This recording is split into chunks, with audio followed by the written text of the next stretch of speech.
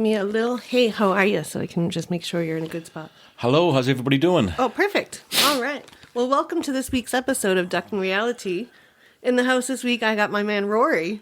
What's up, Rory? Hey, how's everybody doing? Glad to be here. Welcome. Finally, I think we postponed it a couple of times, but good to be on someone's podcast. Yeah, I'm excited. You were super, I was asking Chuck, our guest of last week, if he would be on, and you were super excited to be like, I want to come on. Yeah, no, I love the concept of podcasts, and it's a new thing. You know, it's not new anymore, but it's been, it's relatively new. So, I've listened to some great podcasts over the years myself. Yeah. Do you have a favorite? I listen to some historic podcasts, like from archives, like stuff that I knew growing up, maybe, like from the National Broadcasting Service over fun. there. But then I scroll the internet for recommendations, and there's been a couple of gems I've uncovered. I won't remember the names of them now, but some really good series. And there was obviously the classic, famous one with the Adnan Syed. Oh, yes. Serial. Serial, so those were great. Yeah. Right? Did you listen to the S-Town one? Yes, S-Town was one of my favourites, right? That was absolutely brilliant. I recommend that to a whole bunch of people. Yeah. And not everybody knows about it, and it's not everybody's taste. Yeah. But when you get into it, boy, you get sucked into it. Oh, yeah. And that's classic, like, storytelling podcasts. And I love those kinds. But I'll go through a phase where I won't listen to one for, 9 months, and then suddenly I'll be bored, and I'm like, I got to find some new material, and I'll go digging around. And I always invariably find some stuff. Yeah. There was a really good one on... was it Richard Simmons? Finding Richard Simmons. Finding Richard Simmons, yeah. I love that one. That was totally cool. So, they're all very different. Yeah. But it's, I love the storytelling format. Mm-hmm. I mean, I'm a big reader, and so I love reading a good book, getting into a good book. You can't put it down. You can't wait to get to the next chapter. Yeah. And some of the podcasts are like that. They suck you in. Oh, yeah. And if they're done right, because there's an art to it. And I think a lot of people started off doing it.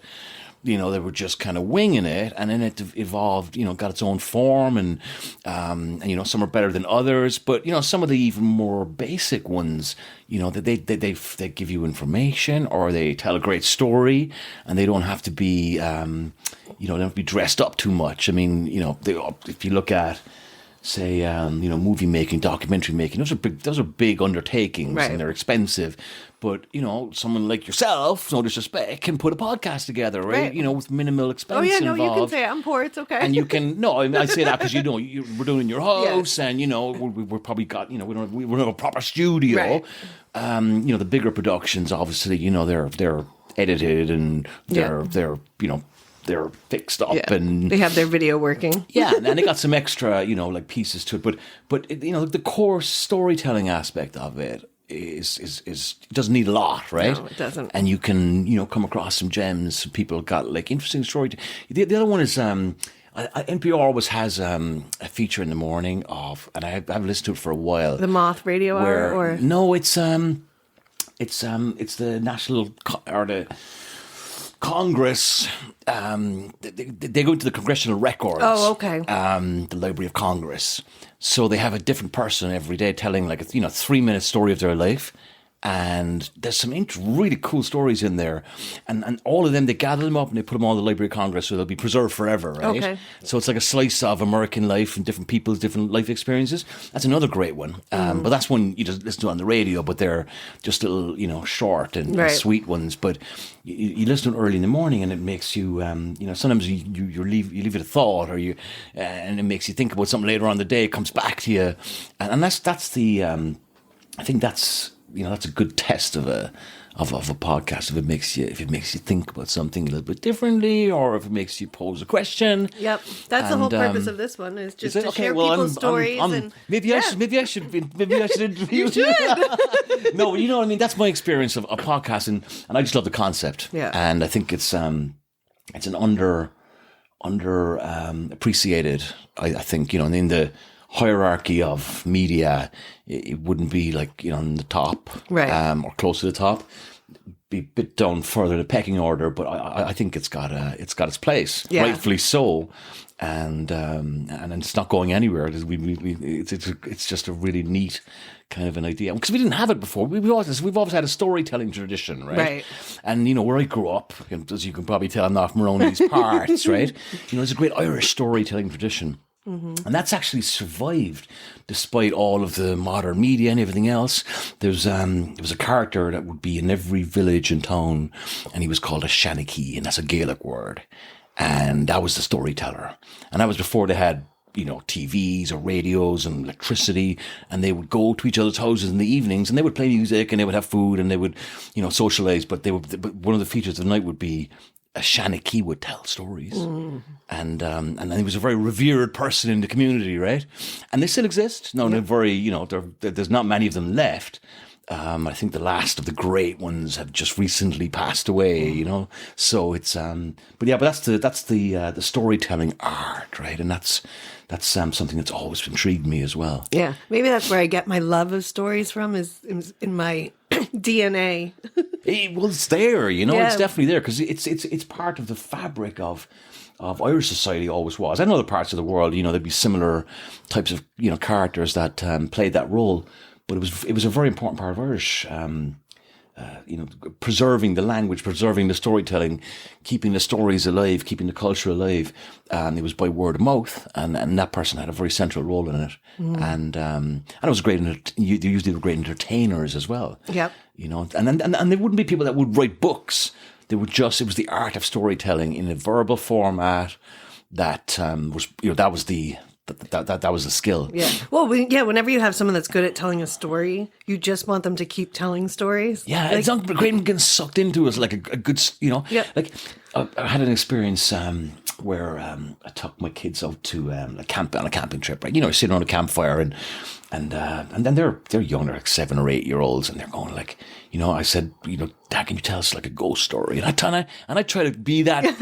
And I try to put some of those nuances into it, and some of those kind of phrases and settings, and I just made up this story, and it just came out of me, and I'm thinking, wow, and the kids are just, because they're easy to impress, but right. Whatever I did, they were just sitting there like, and they were scared by points. And then, we took a trip a month or two later, and they're like, can you tell us a ghost story? It's like, hey, they actually like my stuff. Yeah. So, that's a similar kind of, like you say, it's in you. And you just got to drag it out. Yeah. So tell us your story. Where are you from, and how did you end up here? Well, I think, I'm an immigrant for all intents and purposes. In fact, yes, I am. I mean, there's no denying it. No, that accent gives you away. Apart from the accent, but I did, I had very much an immigrant experience, but it's a modern immigrant experience in the American, in the American version of it. Because this is a country that's 250 years old, and it's been populated by immigrants since it opened up, basically, for trade and commerce and way back, and all the immigrants came from somewhere else. Essentially, it was obviously the native population. Not very nice what happened to them afterwards, but they made way for all the immigrants, and they all came from European countries and African countries and Asian countries, and it was a big, massive melting pot. But that was a different era. That was a very different experience for a lot of people, and very hard for a lot of people. But a lot of people that came to this country came from very difficult situations. This was an opportunity to try something better, and there was definitely opportunities there, and things were growing and expanding, and there was an energy here. Obviously, I didn't have that type of experience, and a lot of them actually suffered very hard. Right. Worked very menial jobs, and took 2 or 3 generations to get any kind of a wealth base and to get established. So I didn't have that type of experience. I was a university educated, and when I came to live here, I'd spent 5 years living in London before I came here, so I had some professional background and experience there.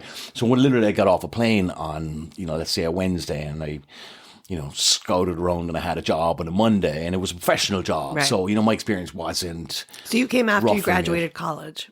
So I didn't come directly after I graduated. Well, you went to London I spent for London 5 years, and then I came here. So I'd left Ireland 5 years previously, and then I started my journey here. And one of the was this your end spot? Was it my when you moved to London? Did you know you were going to come to America? No, after? I didn't. One of the things I was very fortunate is I got a green card while I was living in London, but it was part of a program that was initiated by some Irish American senators, and their names are still kind of famous amongst the Irish community. One was a guy called Berman, and I think he might have passed away just recently. There was another guy called Donnelly. Maybe it was him that passed away recently. But there was 2 or 3 different visas issued. Okay. And there was a Morrison, a Berman, and a Donnelly. And what they were all Irish American senators that were trying to take care of their base, a big Irish voting bloc. There was a lot of Irish illegals in the US at the time. Now, it was easy to be illegal then. You could freely move back and forth. You could open bank accounts and stuff. Everything got weird after like 9/11 where they shut all that down. And it really restricted the Irish illegal community. What year did you come here? So I came here in 95. 95, yeah. Yeah. And so, my experience was really easy in comparison to some people that have to, hustle and takes a long time to get established. And then I also had the benefit of, I was legal right away, and I had a, decent amount of work experience behind me so I could get a good professional job paying pretty well. And I came to San Francisco, and what better place to come to at a young age? I was in my late 20s, right? So it was hopping. And I had about, I'd say, maybe 50 people I knew. Oh, wow. From the town that I grew up in, the city that I grew up in, from the university that I went to. And then I had a wider group of friends of friends of friends of that. So I probably knew 250 people off the bat that were from where I came or friends of friends that were all living in San Francisco. And I had all descended on San Francisco in the space of 18 months.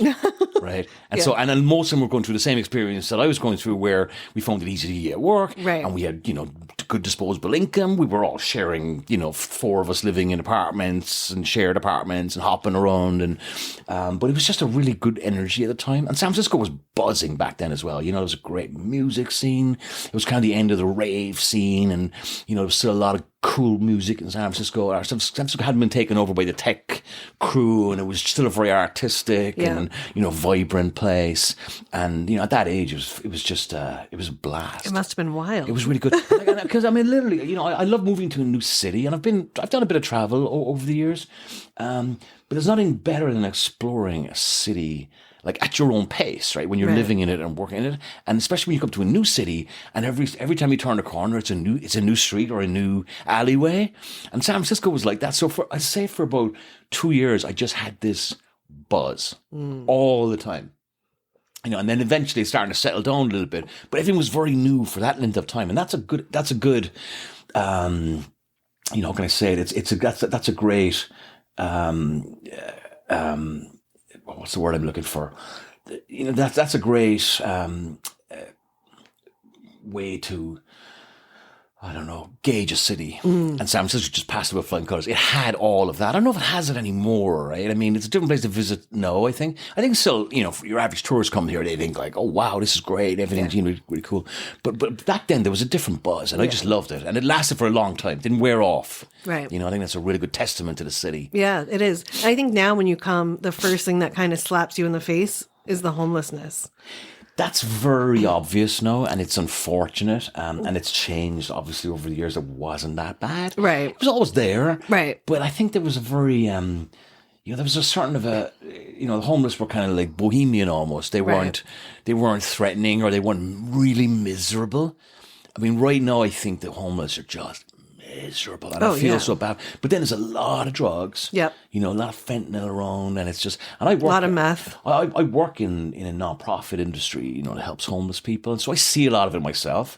But I also still work in San Francisco, and I take a scooter up Market Street every day, and I go for about 2 or 3 miles on the main section of Market Street, and there's 2 or 3 pockets where there's literally, hundreds of homeless just wandering around aimlessly, just complete zombies. And, every effort that's been made to clean it up, has failed.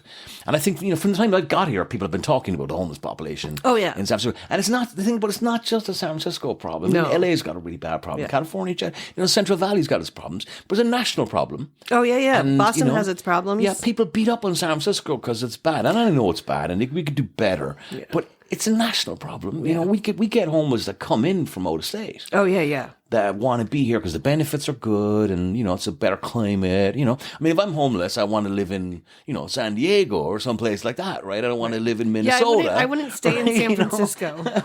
But it's I don't know, but it gives San Francisco a gritty edge too. It does. So, and they're part of the puzzle.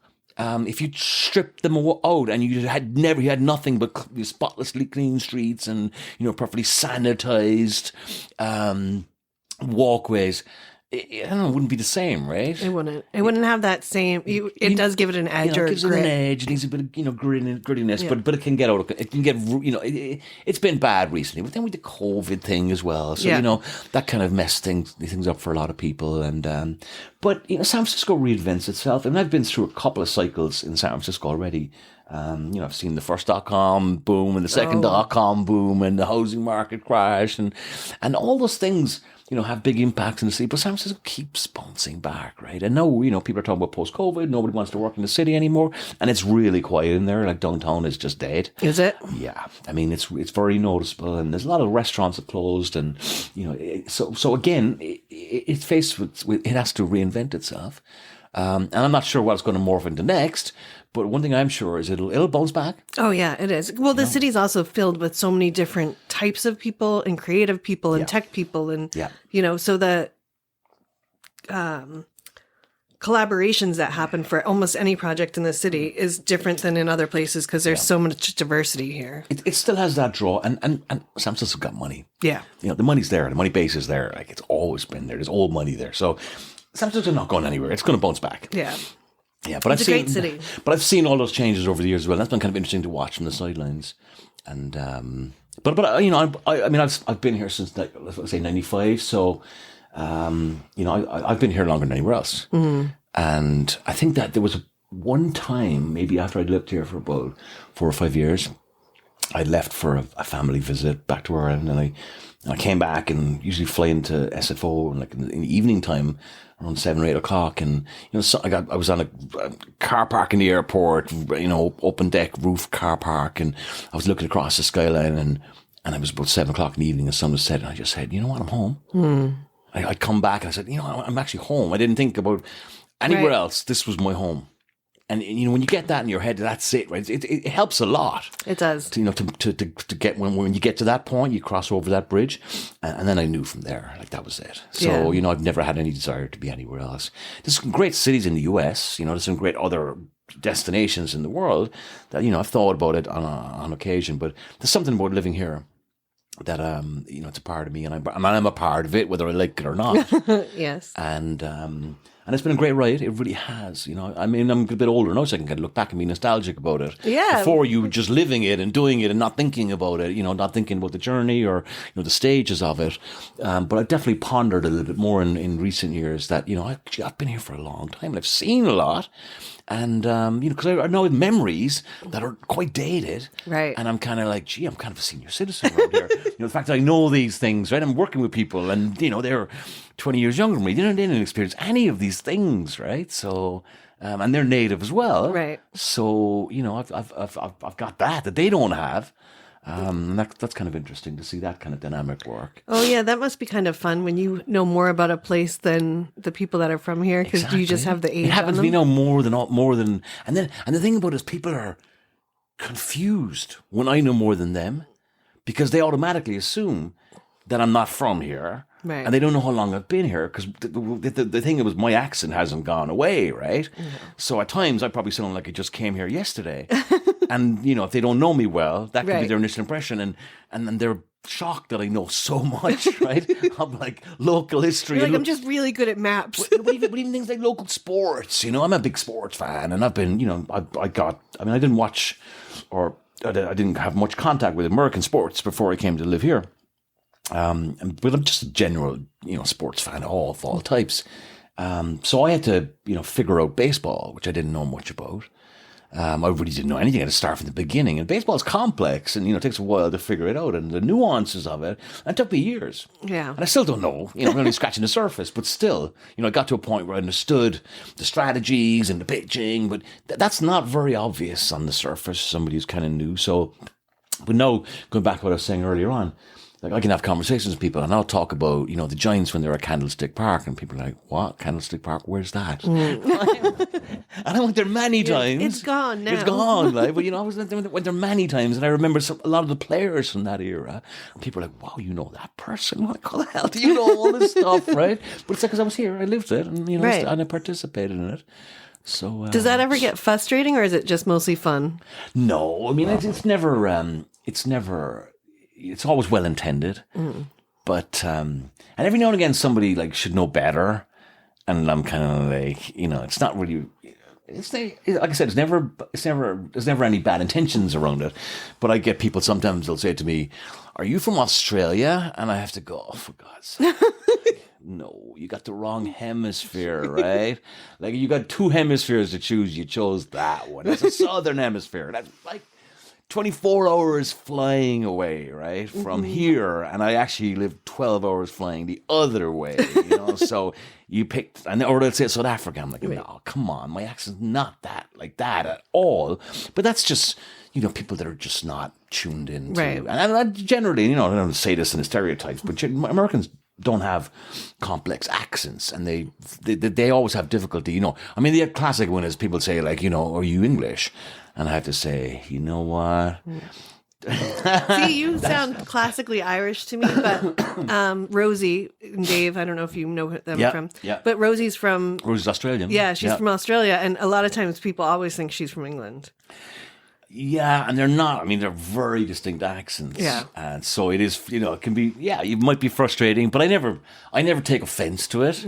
I kind of gently remind people, no, you got it horribly wrong, and that just kind of diffuses the situation. Horribly wrong. Yeah, but it's always well intended. When you came out, was there anything that was like, I mean, you came out with a huge support system and like kind of set to move to a new country. Yeah. But do you remember any of the hard parts? I think probably the hardest part was just, and these are normal kind of growing up things, is sharing apartments with multiple people, and still having to cover that side of things, and a lot of moving around as people reshuffled. Yeah. There wasn't too many downsides because it was such a good buzz the whole time that just carried everybody. I think one of the things that I always kind of felt good about was I kind of made the decision like many years before to keep going, different parts of the world or see where it would take me. Right. So here I was, but it was no going back. It wasn't like I burned bridges or anything, but I didn't, leave a trail. Right. And sometimes I was meeting people, because I was already 5 years ahead of some of the people who were just starting out in their, living away from Ireland experience. I was years ahead of them because I'd already been 5 years in London and loved my time there. Didn't want to stay there forever, but like, here I was just bounding ahead. And so a lot of my Irish friends, they made the foolish kind of mistakes, and it's understandable, they just gravitated towards Irish bars and they hung around amongst themselves, where I was just like, let me at it, let me go like ski, snowboarding, let me go hiking, let me go, camping, and while they were stuck in bars all weekend, I was gone and, doing outdoor stuff and bounding ahead, and, I'd still meet them for a couple of drinks late in a Sunday night, or, so I would catch up on everything they'd been doing, but I'd done all this cool stuff, and they just, they didn't see it for what it was. They kind of figured it out later, but I was way ahead in that respect. Yeah. And that just made, and I just loved that aspect of it as well. That was so cool, because that's not stuff that I did typically growing up. And it's all here on our doorstep, especially like in Northern California, Right. Well, yeah, it sounds like you came and developed, like fully dove into like the California lifestyle. I embraced it. I really did, and I didn't let anybody get in my way. I didn't, let people kind of discourage me or be kind of, disparaging of my, my new lifestyle, which might then seem to be, that I was, I don't know, like forgetting my roots or something. No, I wasn't doing anything of the sort. I was just enjoying what was in front of me, that was in front of them as well. But I just had, like, let's go do it, where they were a lot more hesitant. And, like some of my friends, like 4 or 5 years later, they were only suddenly starting to discover like Tao. And I was like, been up there and done it so many times at that point. You're giving them all the places to go and not go. Yeah, so I dived right in the deep end and I didn't hold back, and that was great. That really helped me a lot. There was just on this kind of a similar, that what I was going back to what I was saying about, like not leaving a trail, or not. I like I said, I didn't burn bridges, but I didn't leave a good. I kind of deliberately didn't bother leaving a trail because it makes it easier to keep moving forward. If you always have these things to pull you back, and there was a friend of mine. I bought a computer, my first computer, right? And it was a fancy IBM computer. I spent a ton of money on it, which today, like, it would be 1/10 the cost, right? But it was a really nice, and it was an investment at the time. I think I put it on a purchase plan, like, so, anyway, I when I was, somebody had heard, oh, you bought a new computer, like that's a topic of conversation at the time, right? It was. And he said to me, it was just another Irish guy who I had grown up with, a close friend, and he said, those plugs won't work in Ireland, right? The socket, And like, that was his thinking, like, why would you buy a computer that won't work in Ireland? Like, assuming I was going to bring it back when I return, right? Right. And I looked at him and I went, I didn't say it to him, but I said in my head, that's the difference between me and him. He won't last. He'll be gone in a few years. I'll be still here. Yeah. Because that kind of thinking, always holding on, never really letting go. And like, at that level, for that kind of a purchase, it's like, that's told a story in itself. I always thought about it afterwards. Right. That was the difference. Those little things. Yeah, the little things are really the big things when you think about it. Yeah. I mean, it separated me from others that would, have that mentality, because that was really small, small, like, picture thinking, right? I wondered, did he go back? Yes, he did. How many years did he last? Well, do you know? You know what? Interestingly, that same guy, and I'm still in contact with him today, and like on a WhatsApp group. He left, but he didn't go back to Ireland. He went to live in Russia for a number of years. Oh. No, a good number of years. And he worked in the oil industry, and then he ended up living in Texas. Wow. And he's still there. But like, Texas, you might as well be living in another country, as far as I'm concerned. And failed state. Let's not hurt Texas. A lot. But that's another day's podcast. I've not been to Texas enough to know. You don't need to go there. I've drove through the top of it a couple times. It's lots of tumbleweed, crosses, and billboards. I say that in the context of, what's happening in the US today. Oh, yeah. And political picture and the red versus blue, and, gun owners versus, gun objectors. And, yeah. So, there's a lot of weird things going on right now, but, there's certain states that I have no desire to be in. And the other thing is, we're fortunate. Like California, San Francisco's a great place, but California itself is a great place. Yeah. It's the most populated country or state in the US, but it's like the sixth. If it was ranked in the world, it would be like the fifth or sixth biggest economy on its own. Right. Which is mind blowing. Like, I think it might even be higher, isn't it? I think it might even be higher. It goes up and down, but it's in that scale, right? Which is absolutely mind blowing. Top 5 at least. And it's so influential, and so much cool stuff comes out of it. And it's a beautiful state as well. And it's liberal, and it's progressive. So we have all those things. So that's another like factor in where, this is the perfect place to hang your hat for a few years and, a few decades if you need it, right? Right. You won't go wrong here. You really won't. And there's lots of opportunities as well, So all those factors are still valid today as they were when I came here in 1995, Yeah. Hasn't changed. What do you think has changed the biggest about our country now? Because are you a citizen now? So I'm a citizen. I became a citizen pretty much as soon as I was eligible. Yeah. When I came here, I had a green card, and the green card actually won in the lottery. So there's a story behind that. And I was telling you about some of those Irish American senators who put it up. So essentially what they did was they put about, and it was for their own Irish American community, generated a lot of goodwill, and they, got a lot of votes out of it, I'm sure. And there's a big Irish American base in the US, and they're a strong electoral power. Yes. And in presidential elections and Senate elections, they're a strong lobby group in their own way. They carry a lot of weight. So if there's senators get it, they want to remain friendly to them. And one of the things Irish people, there's a lot of illegals here, but they found a loophole somewhere in the records that Irish people hadn't been given enough green cards, because the US is always taking in immigrants, right? Right. But it was doing it at that time in the 90s in a very kind of a very rigid way of allocating to different countries around the world, and it wasn't, and so somebody found a loophole anyway that the Irish hadn't been fairly distributed their share in the previous decades, right? So they got a bill through Congress, to do a catch up. And they basically issued about 50,000 a year to Ireland. Ireland's, population like 4 million people at the time. So if you've got, 200,000 young people emigrating every year, 50,000 visas a year makes a big difference to that community. And I was in that community. I was just coming through in that wave. It actually started before I'd kind of left, university. So, but you had a very high chance of getting one if you applied for it. Okay. And so you kind of had a 1 in 3 chance. Pretty decent odds.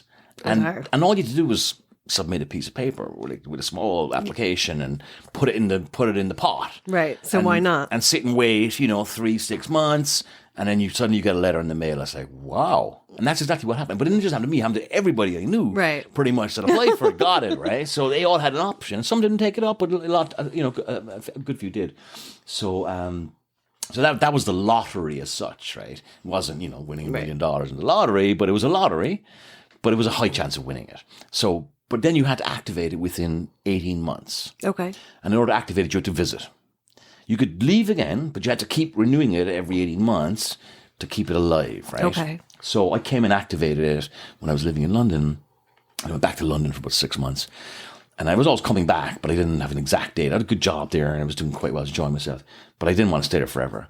But I had that 18-month window, so I was like, I could pick and choose kind of when I wanted to come back. Nice. And I was sitting in when I lived in London, I didn't have a car. Right? Not very many people do, because you just rely on public transport, and a car is a burden. And I couldn't afford a car anyway. It wasn't, it would have been an expensive item to have and maintain. But the winters could be harsh there. And I was going into work one day. I was working for the railways in an accounting job.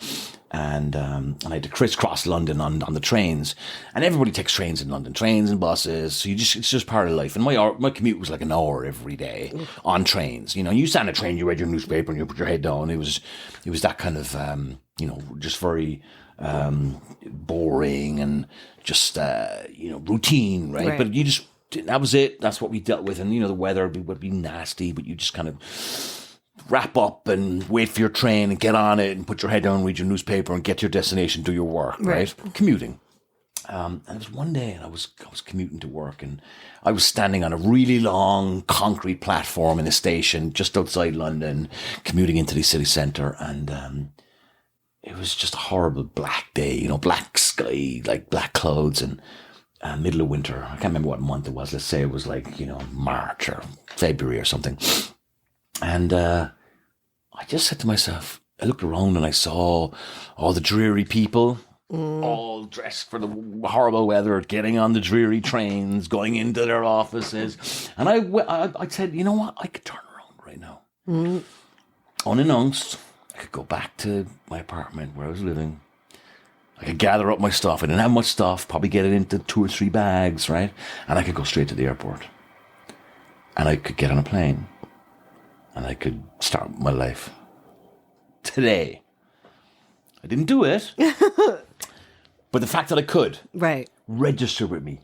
I proceeded to carry on my journey, went into work in a boring office, sat around, looked at all the English people that I was working with that were basically trapped in that universe.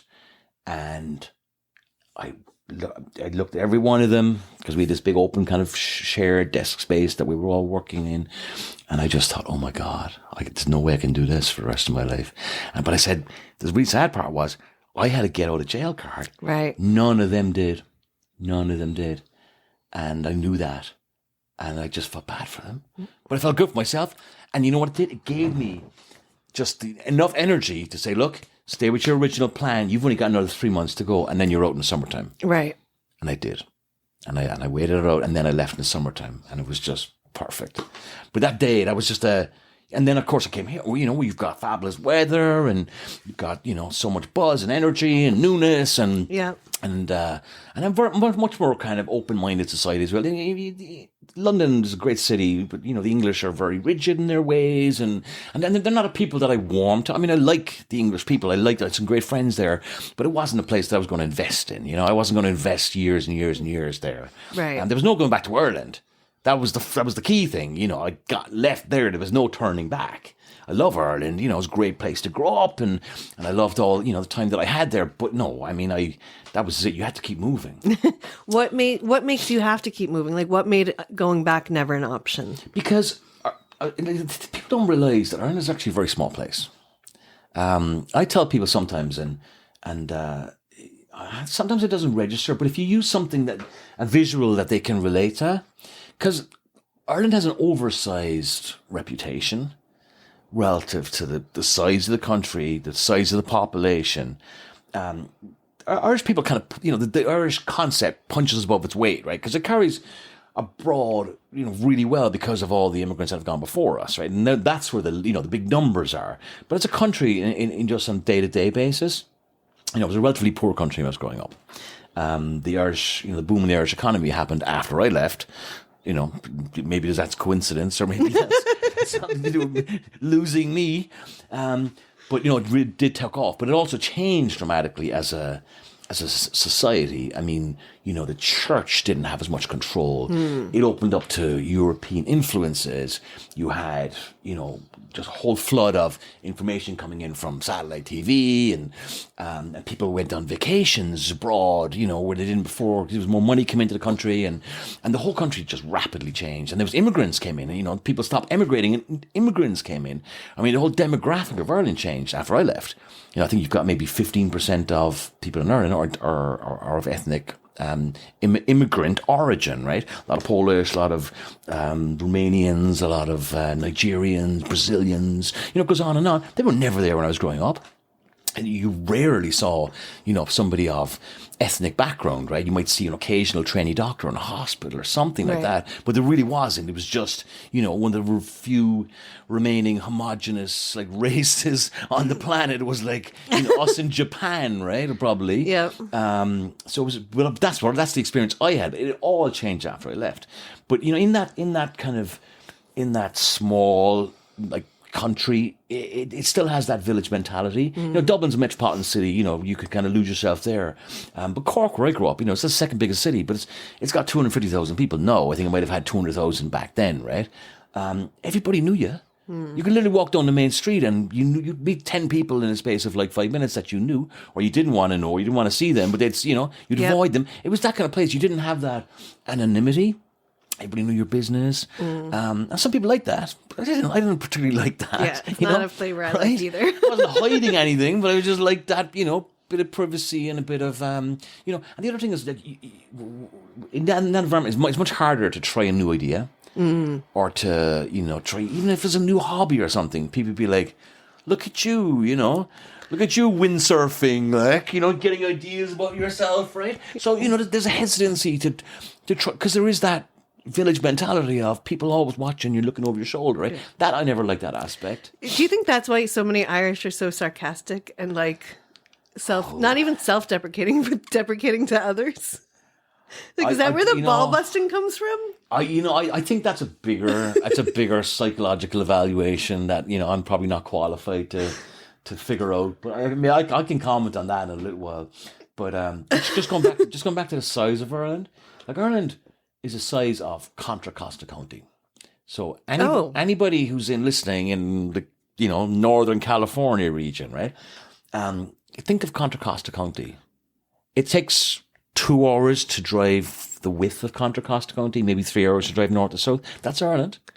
Wow. Right? And you don't think that. You think, because it's got lots of music stars and it's got some famous film stars and everybody knows the scenery and everybody knows, and people like the Irish, we produce a lot of, our fair share of, sports people and musicians and writers, more, some arts more so than others.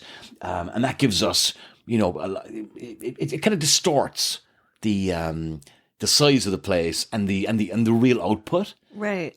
So we punch above our weight, but we're really not that like significant when you think about it in the context of 400 million people in Europe, right, which is right on our doorstep. We seem to be like always making noise, like, and get attention, right, Yep. for such a small population in a small place.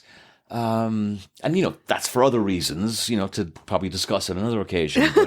But it is small in that sense. So from my own perspective, like I definitely wanted to keep moving. I mean, I wanted to get new experiences, get out there and just see the world, and travel and meet people, And wherever you go, like I've always been, I love meeting new people from a different culture, and I got those opportunities to work socially, and I'm always interested in that.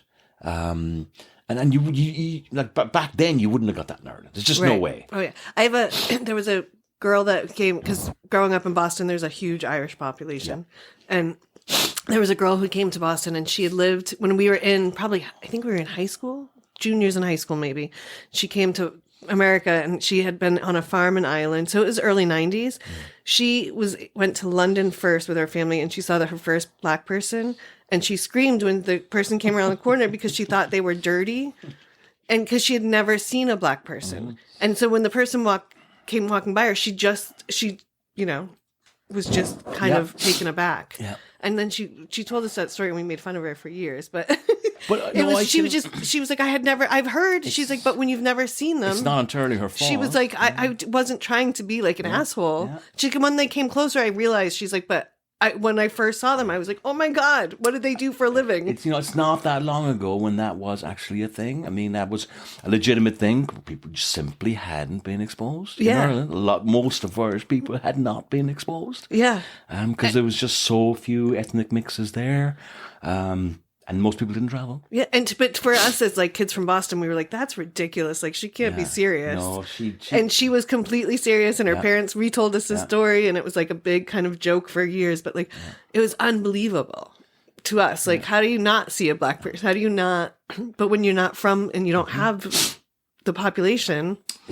So when I went to live in London, I used to go to London for summer holidays. Like I used to go and working for building sites, getting. Saving up money for my school fees or what have you. And we'd party as well pretty hard and have some fun, but it was a great place to be. So I'd always been getting a little taste of it from an even younger age, from when I actually finally, left Ireland. But like you say, for me going to London the first time when I was 17 or 18, it was like that. I'd never seen Black people or, a lot of Black people in, like on a bus or something. And I would have somebody sitting right behind me, in front of me in a bus, and I would be, staring at the makeup of their hair. And I couldn't help, just being kind of fascinated by it because, again, I just didn't have the experience. When I went to London first, there was a lot of Indian people. That live in London. So I had difficulty, remembering names and then also remembering faces. Because, I worked in big offices, so I might have, 10 people of Indian origin on one floor, right, that I would, be introduced to. And I couldn't remember, sometimes I would forget a person's name and a face because I didn't have the ability to form the facial image in my head to match the names. And I had the exact same experience when I came to San Francisco. Because I met a whole bunch of Asian people, Chinese, Japanese, Filipinos, and I couldn't distinguish. So I'd meet somebody, some girl called Kathy in the office, and she would be, a Chinese lady from like Hong Kong or mainland China, and I would say, I'll chat to her, and then the next day I would pass her in the corridor, and I couldn't remember, was that the same person I spoke with yesterday? Because I hadn't formed the visual. Imprints weren't working for me because I didn't have the skill set. That's an interesting thing. It took a while to get it. Yeah, that's something I would never have thought of. Yeah, when you're not used to it and you don't have because what you do is when you meet people you put down some markers subconsciously, right? But I wasn't doing that because I didn't have the skill set. You had to build it up from scratch. Yeah, and so I remember having that experience, and so I can totally relate. Oh, yeah. But I mean, by now, I'm sure you don't have that same problem. No. I mean, now I'm a pro. Like I can tell sometimes by looking at somebody whether they're going to speak Mandarin or Chinese or Cantonese. I mean, literally, there's you find because you develop the little triggers and little signals, and you can distinguish people. And of course, I can tell somebody's Filipino versus Japanese versus. Yeah. But initially, no. Oh yeah, I can't. All Asian people just look the same to me. Similar, yeah. It took a while. Yeah, I have a couple of friends that are different. They're Asian, but of different Asian backgrounds, and I'm like, I don't know how to tell like who's what, and they're like, it's fine. And I'm like, it feels, and I similar to like, to tell if someone's like just African or black from here, or I have no like, I don't know if it's because it's never something I've really paid attention to, or if it's because I just don't care. Like, I don't care where you're from. Well, that's sometimes with Irish people, they're so like, what part of Ireland are you from? And to me, like, it's my name's very Irish. So a lot of people are like, oh, where are you from? I'm like, Boston. And they're like, oh, that's the same thing. And I'm like, it's not, but okay. Well, like, the really weird thing is in Ireland, and I mentioned how small it is, but we carve that up too. And there's like 32 different counties. And I can tell whether somebody's from one county or another. And like, there's your average person wouldn't have a clue. Like, there's no way they would notice the distinctions. People tell where somebody's from Kerry or Louth or Galway or Donegal, but I can totally tell, like, very quickly, and I can zone right in on it. Yeah, it's accents, it's words, it's phrases, it's mannerisms, all sorts of things. You can just tell. Well, and Irish people are they're not just proud to be Irish, they're proud to be from their own county. Yes, their county. And like, their county's the best county, and everyone else's county suck. I'm from Cork, like, and we call it the People's Republic of Cork, and we like to think we're, our own separate state. And there's all sporting stuff behind that as well, and, it's a kind of a regional pride thing, right? But no, that's a big thing there. It really is. And well, I wonder if that's why some of that comes from, is like, because Irish people are so identity from where they're from, so they want to know where everyone else is from. And that is something that, like, growing up, when people start talking about that, I just kind of zoned out, because I'm like, it doesn't matter where you're from, it just matters who you are. I mean, that's an easy solution. But I've been like that to live since your a life, kid, right? yeah. But no, I mean, I think we're naturally curious. Yeah, I'm curious, but I don't think for me, it's never been like a marker for what someone's going to be. Fair enough, yeah. But like, what I'll say is, I never have any hesitation in asking somebody. Oh yeah, no, I don't either. If somebody took offense to that, then that's your problem. Like, because I've been no harm. I'm always curious to know where somebody's, and I love to find out what somebody's what somebody's own path is, or background, because you do meet a lot of other immigrants here, and some of them are second generation, some of them are first generation. And I love meeting people that are, recently arrived immigrants. Oh, yeah. No, and I love to learn about someone and their culture. Yeah. I just don't think it has any bearing on if I'm going to like them as a person. You know what I mean? Like, for me, that's what I mean by that. I know like, what you're saying, it shouldn't. And so for me, like, attaching where someone is from to their value, because I don't pay attention to that, or I don't put any value on that until I know their story. Yeah. I think maybe that's one of the reasons why I haven't developed that skill of being able to tell different kind of ethnicities apart so well. Is it's not a part of my muscle that I've ever really cultivated. I get rewarded all the time when I do reach out and I ask somebody a little bit about their background, because it disarms them usually, and because they want to tell you, right? In the formalities of working with people, right? You don't want to get too deep with somebody, but I don't mind asking. So, what's your story? Are you original from, Poland, or are you originally from, Russia or the Philippines? What's your story? I just always intrigued by it. Right. And I've traveled, quite a bit in the world as well. And so I can kind of relate. Sometimes I meet somebody, who's like from Laos, and I'm like, oh, I've been there. I can tell them, like, oh yeah, I really love this particular village. I was in the mountains I visited, and they're like, wow, that, so it kind of softens things, in terms of relations. It allows you to. There's a great story about a girl I worked with for about 4 years, a couple of years ago, and she was a Polish girl. And really good at her job, just like really intelligent and just a real hard worker. And I just really enjoyed working with her. So we got to know each other really well. And she had a daughter and her husband, both Polish. But she was getting some treatments for cancer continuously, right? And she told me the backdrop to it. She was actually a Chernobyl baby. Oh, shit. Right? And so she was on the border with Ukraine where Chernobyl happened, and the winds that blew carried over into Poland. And at the time, they tried to shut the schools down, but they didn't even know what it was, right? And there was a documentary. I just finished reading a book on the Chernobyl thing, which was made into a series, right? Which is really good. It was kind of very dark, but I just read that book. That was the documentary was loosely based on. And so I didn't know her history, but it came up in conversation, and I totally like went, oh my God, you know, I showed her the book I was just finished reading, and she's like, oh, then she opened up and started telling me. And I think in her village, or, you know, where she grew up in Poland, in the northern part of Poland, like 1/3 of the kids that she was in school with had died from the exposure. Wow. And she'd been, you know, she'd been fighting it ever since.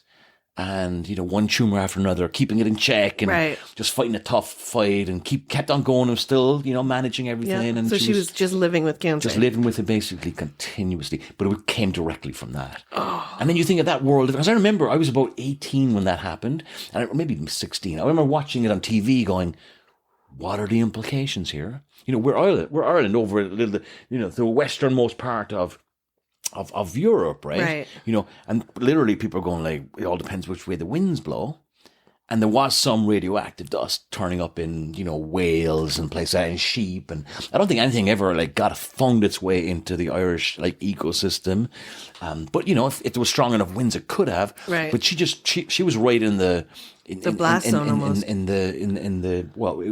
I mean, it was the winds that blew the radioactive stuff that was being over there, because she was, you know, hundreds of miles away, but in another country. And, you know, anyway, side story completely. Yeah, but those are kind of experiences. You know, if you open up with somebody, you can learn. You learn, and it's stuff that you're really interested in, but it's just another amazing life experience, right? Just out of nothing, right? Just a casual conversation with somebody in an office. They could have just passed it off and said, you know, well, she's just another Polish person, you know, right? Or just another person with cancer, or something like that. Yeah. But yeah, that's just a little side story. Yeah, no, I mean that's the whole point of podcasts, are side stories and tangents, because I think those are the moments, like you said, like when you find something that you are slightly interested in, or you show slight curiosity, and someone shares parts of their story, and then that's something that sticks with you and changes kind of your worldview. Totally, yeah. I mean, you know, we were just working in an office together, right? But you know, you're doing the job, but you're also just broadening your horizons. You know, you're just like learning new things, or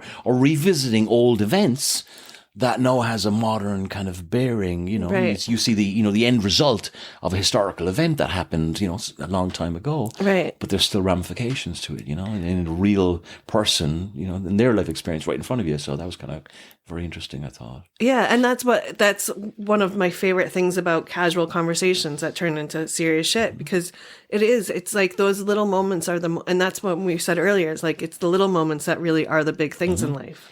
Because it's those little moments that give you a memory that you'll never forget. And a connection to the Chernobyl thing that's way more deeper than any book or documentary that you see or anything like that, because it has that personal touch to it. She was right there, the lived experience right in front of me, working beside me. You know? And it gives you like no excuse on a day when you're like, fuck this, I don't want to do anything. Exactly. And I had huge admiration for that person, because, you know, she had a daughter, she had a husband, she was doing really well in her career, and you know, she just kept on going with all those awful ailments that she had, which is nothing, you know, she didn't make any bad life choices. Right. She just got slammed with some, you know, being in the wrong place at the wrong time, but yet tremendous energy to just keep going and being a survivor, right? Yeah. It's always curious to me, those people that take that terrible thing that happened to them that they had no control over, and for all intents and purposes, don't let it affect their life at all. Yeah. That takes amazing strength and willpower. And, you know, I meet a lot of people that have so much going for them, and they just, whinge and moan and bitch and complain, and they're always comparing. And, when it comes down to it, we've so much to be grateful for, like all of us, I think. And, some people are struggling, a lot of people are struggling with whatever successes I have or whatever, good luck I've had.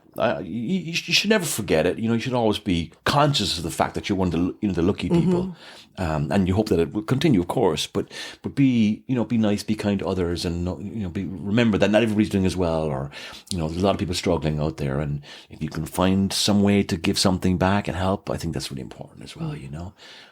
Successes in life are not measured in how many cars you have, how many houses you have, or how many fabulous holidays you have. No. I mean, those are nice things to have, but I think that a measure of success is how many people you can actually help, or how many people you can influence, or leave some type of a longer legacy. And I'm not just saying that now because I'm getting older. Like, I've always felt that way. Like, I'm a firm believer in giving way more than you get back. And if everybody adopts that philosophy, then it'll be a fantastic world that we live in, right? God, it would. But I don't want to. I don't want to be that. I don't want to be just a taker. Yes. Okay? I want the scales to always tip where I'm giving out way more than I'm getting back, and I think that served me well. Right. Where did you learn that for something, or do you think it was just innate in you? I think it's just innate. Maybe I saw it along the way. I come from, like, my mom was very into, like, community work. Right. My mom actually became a mayor of a city. Oh, believe wow. it or not. Cork City. Oh, that's a huge deal. It sounds like it is a big deal, and I don't want to understate it, but she was a community worker, and she ran for city council. It was, it was like, it's they're not huge decision makers, but it still has a lot of prestige. Sort of. But if you serve your time long enough, so she just served in the city council for many, many years. I was very involved in just community development, community organizations, and charities, and everything else, and she was good, and she enjoyed it. She's just told person always, and those kind of politicians do, like, local political work, where they're always helping somebody get a grant, or somebody get their pension stop coming, and they'll call somebody higher up and fix things, right? They're fixers. So she was like that. But then if you stay long enough, they do a kind of a rotation. And so her turn came up, basically. Oh. And she gets it for a year. So she was the mayor of Cork for a year. That's still pretty cool. But it's a really cool thing, because that's you can never take that away from her. She was a mayor of a decent sized city, and she actually came with a delegation to San Francisco. Oh, awesome! As the mayor while I was here. Yeah. And so I went to City Hall, and there's my mom meeting with the mayor of San Francisco and all the dignitaries. Yeah, and it was that's just amazing. Completely trippy, like, to see this actually happen. She's retired now, but yeah, she had that phase, and she was, like, really into politics, and she was a mayor. But, like, going back to what we were saying, like, she had that just couldn't stop energy of always giving things to people. And I came from a fairly big family. Like, we was like 7 kids, and our house was just, an open door. Yeah. There was just constantly people wandering in and looking for something or other, and she was in everybody's business. I don't want to be like that, but that but that was those were the kind of seeds that were planted, right? Right. So I saw all of that, and it did register. It did kind of definitely have, like, an impact, I would say, subconsciously, that I like to do little side things for people, not draw any attention to it, but I'm always kind of doing little side things for people, and I think that goes to my philosophy of just giving out more than you get back, right? And if that's a good balance to have. It is. Yeah. I feel the same way, and I think I got that from the similar, my grandmother. She had 8 kids, but her door was never closed. Yeah. And my cousins, or my mom's cousins, were always staying at her house, and other people would be staying. My cousin Cliff would show up. He's technically my mom's cousin, but he would show up with, like, 3 of his friends because they were out in the city and ended up staying at her house. And, it was always an open door policy. And it was always her doing and giving. And it was always just, everyone loved her. And it was just like oh, well, that's just what you do kind of thing. Yeah. Absolutely. You're almost raised in it. Yeah. That's funny. Is she still in Ireland? She's still in Ireland, yeah. She came out to visit me about a year ago, and I think it might be our last visit. Just because they're older and they've done it many times. They've come here a bunch of times. My dad is still around, and he just doesn't he just doesn't move as well. Yeah, well, it's a long flight. The flight is longer, and they just but they've done it plenty of times here. They've seen this place 4 or 5 times. So right. I don't think I'll see too much of them coming out here anymore. How often do you go back? I'll go back once a year. But I go back once a year primarily because I've got a daughter who's 10. And so I want to take her back to hang out with her cousins, meet her uncles and aunts, and, have that Irish experience as much as possible. Right. And she loves it. I mean, it's a great trip for her. And she's a novelty there, of course, when she goes with the kids that are her age. Because I have tons of nieces and nephews. Well, yeah, if you're one of 7. Yeah. And so they all have... there's a big flock there, and she just gets thrown in the mix. And it's good for me to see my siblings as well when I go back. So I make a point of it, 2 weeks every year, 10 days to 2 weeks. It's on the calendar. So, I'll either go in the summertime or I might go around Christmas every few years as well. Oh, that's nice. Yeah. Do you, do most of your siblings still live in Ireland? So all of them live there. They didn't always. I actually had a brother who lived here as well. Oh, nice. And he's a very close brother. Like, he's only 10 and a half months older than me, so he's like an Irish twin in every sense. And he was actually here 6 months before I got here. And so he lived in San Francisco, did the San Francisco experience with me as well. And of course, he had all his friends, which were also my friends. So it just, he was a huge, big, pot of people that were moving around all the time. He lived in San Francisco for 4 or 5 years. And then he moved to San Diego for about, I want to say 8 years, 10 years. And then he moved back to Ireland. And then he came back to New Jersey for a couple of years.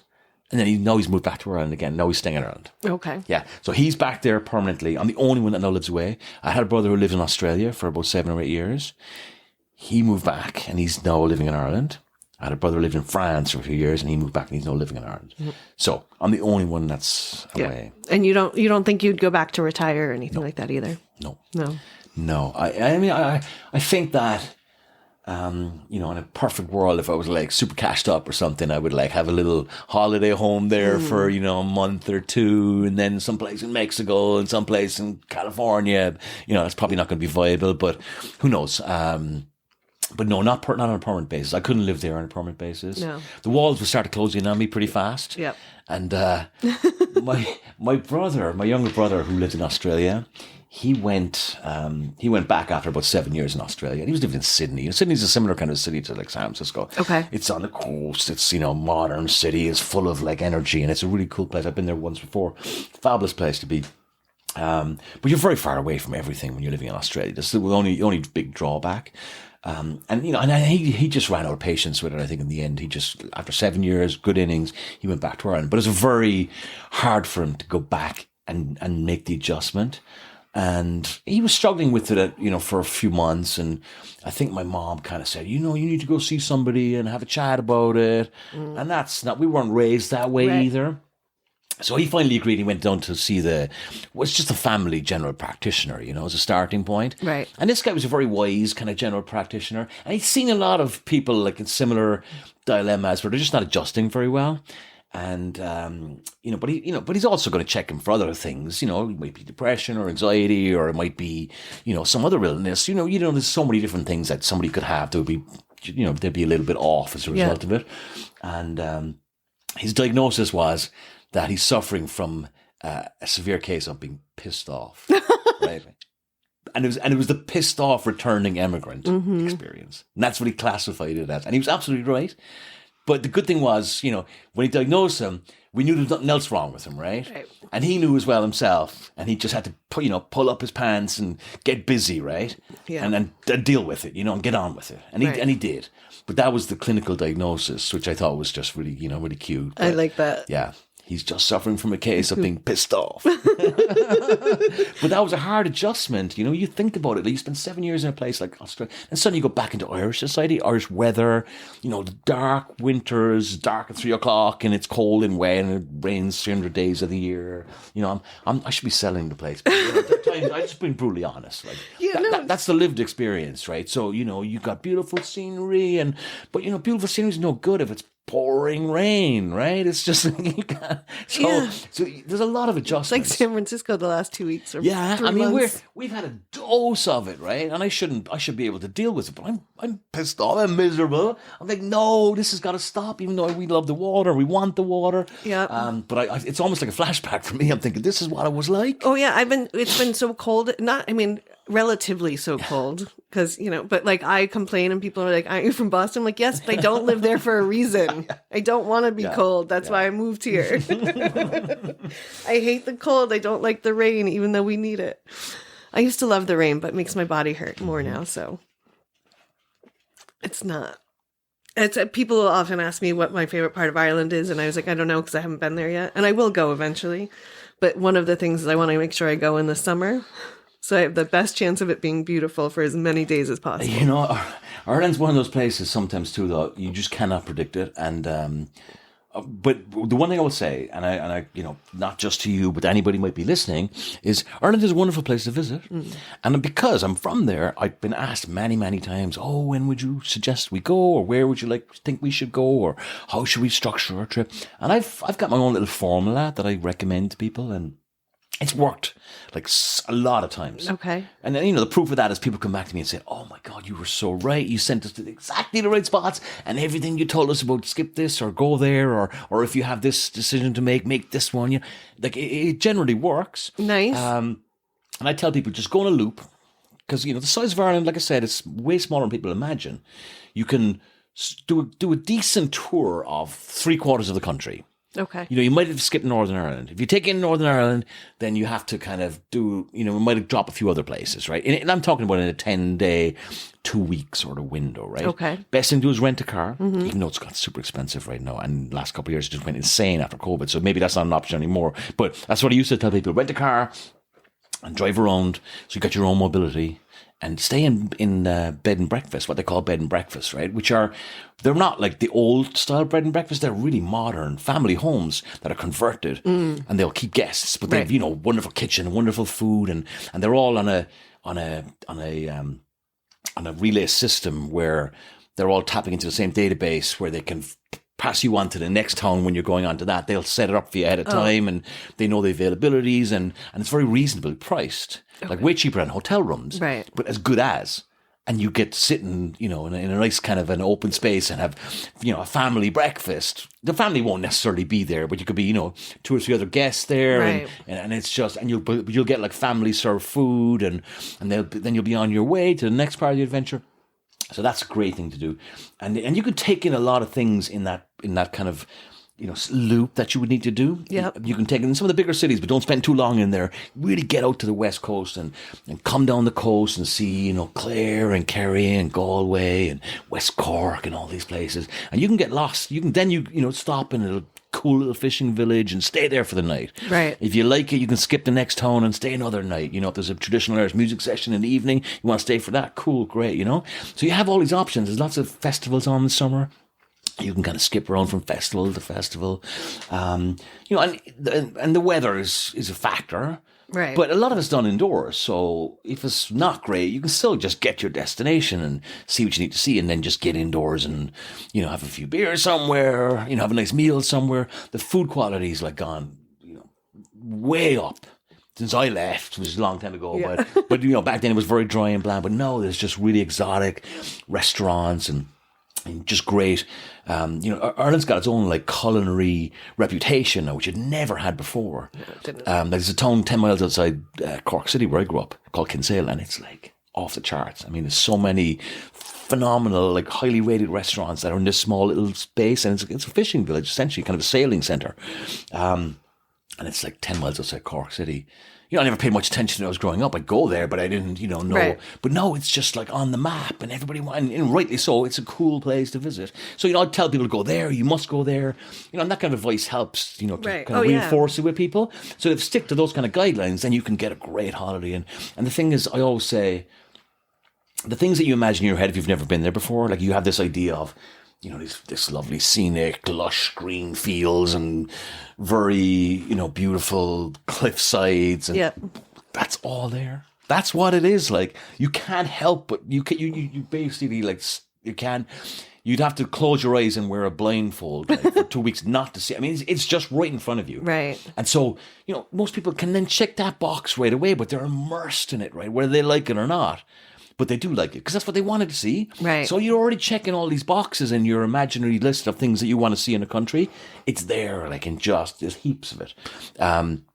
So there's so many, it's a great holiday, and it's doable. It's kind of expensive, it's not cheap, Right? But I think it's good value for money. If you do it right and you pack all the things in, I think that it'll be kind of a place where you'll go, that was a really neat holiday, and one of my better ones, Right?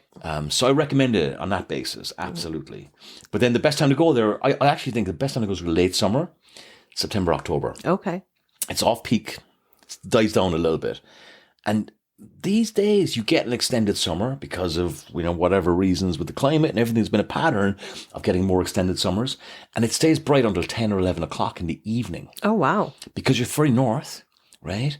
And so the sun doesn't go down till way later, so it's a very long stretch in the day and the evening, and those evenings are really nice, especially if you've got extended summer and you've got sunny days and it stays bright till 10, 11.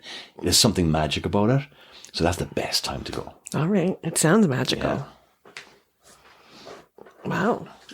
I gotta add that to my next set of trips, I think. Yeah, recommend it. I mean, it won't disappoint. Right. Yeah. No, and I've never thought it would. Part of me wants to ask you if you think you can just leave out Northern Ireland because of the history.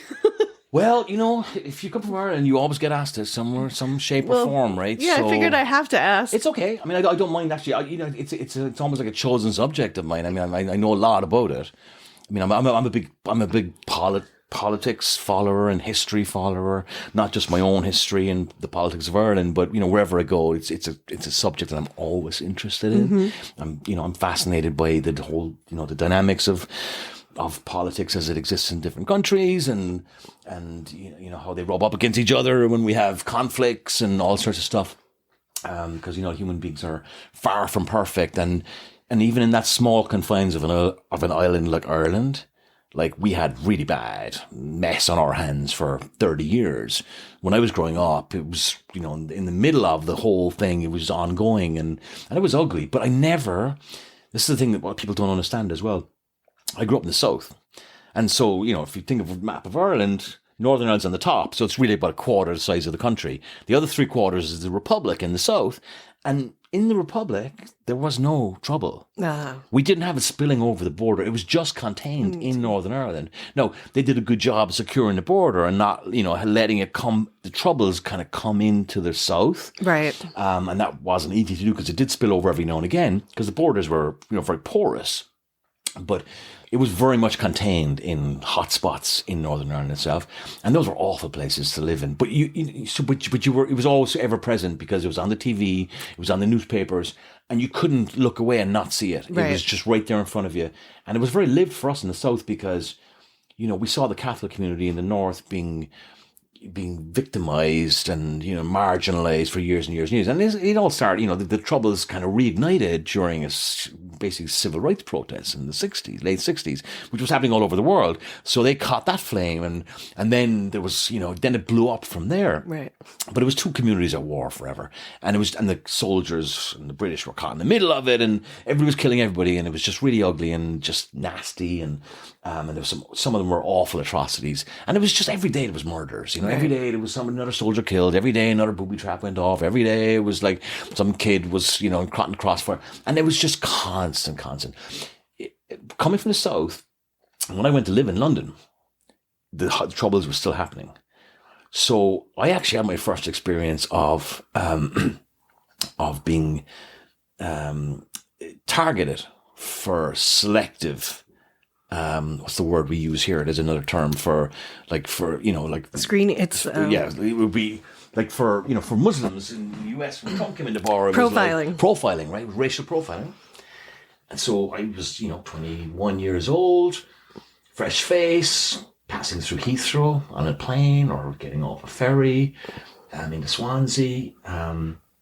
They would let 300 people pass through, and every time I get pulled. And I knew it didn't matter whether I wore a suit, whether I wore jeans. I would be pulled over for questioning by some MI5, MI6 special branch, dude. And we would just go and he'd ask you a few questions and I would say, why? I didn't do anything. What do you want to know? Right. I just shut my mouth and I just said, answer the questions, got on my way. But what was his criteria? It was because I was Irish. And I was young and I was in that, potentially could be one of those sleeper persons that was, Right. and I was coming in from the south, I wasn't coming from the north. But there was, it was a huge alert in the UK because there was bombs going off in UK and London in particular. So, it was a massive intelligence operation. Right. And the tentacles extended that far where I'm getting racially profiled at an airport.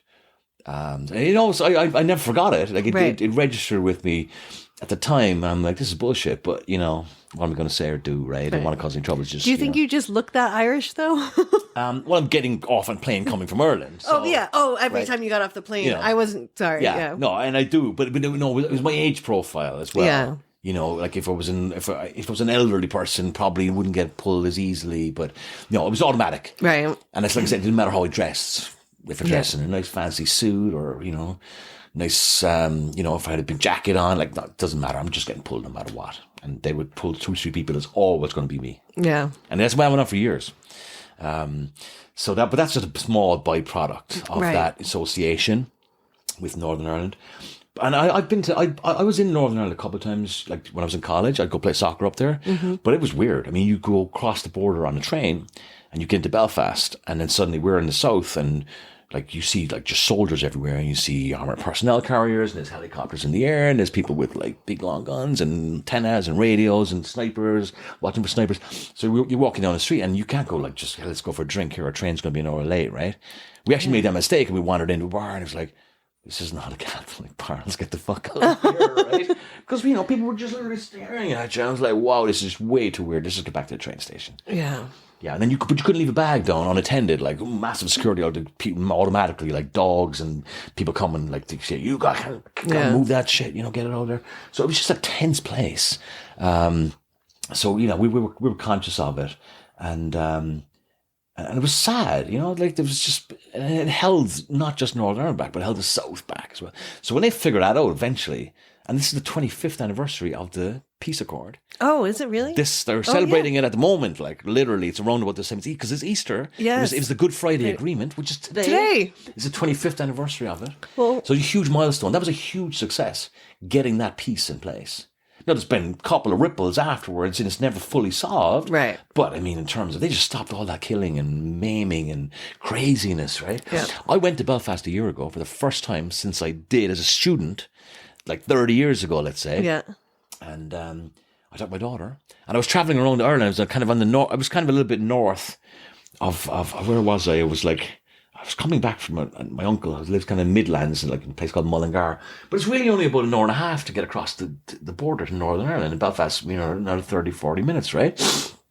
And I said, my little girl is like a big Titanic fan, and I said, let's just go to Belfast has got an amazing Titanic museum. That's where the Titanic was built. I don't know, that Hart and the Wolf shipyard. That was the big industry back then, and it's a like a famous, or it's a really successful exhibit they have there.